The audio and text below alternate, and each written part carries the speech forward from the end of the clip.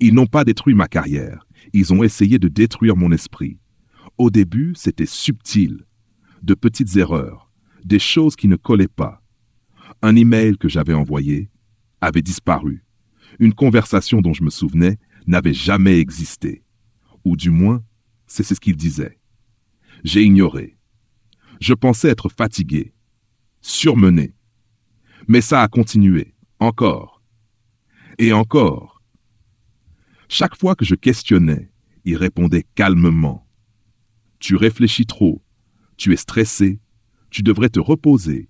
Et petit à petit, je les ai crus.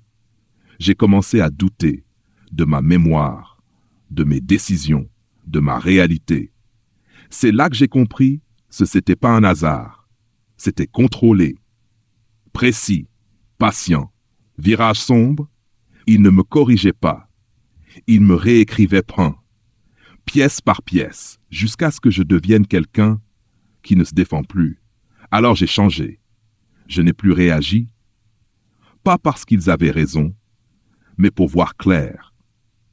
Enfin, j'ai observé, écouté, tout noté, chaque mot, chaque changement, chaque mensonge, et les schémas sont apparus. Les mêmes personnes, les mêmes moments, la même manipulation. C'est là que j'ai su. Ce n'était pas dans ma tête, c'était dans la leur. Alors j'ai fait quelque chose. Je les ai laissés croire qu'ils avaient gagné. J'ai fait semblant, perdu, faible, et ils ont baissé leur garde.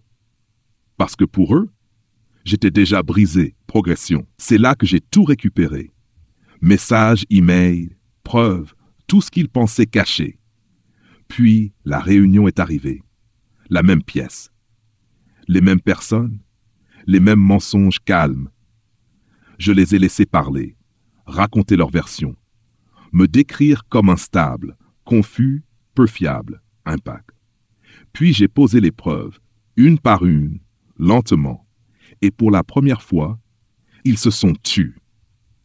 Parce que cette fois, ce n'était plus moi qui doutais, c'était eux. Ils ont essayé de me faire douter de la réalité, mais au final, ils ont révélé la leur. Ils ont essayé de me rendre fou, mais j'étais le seul à voir la vérité.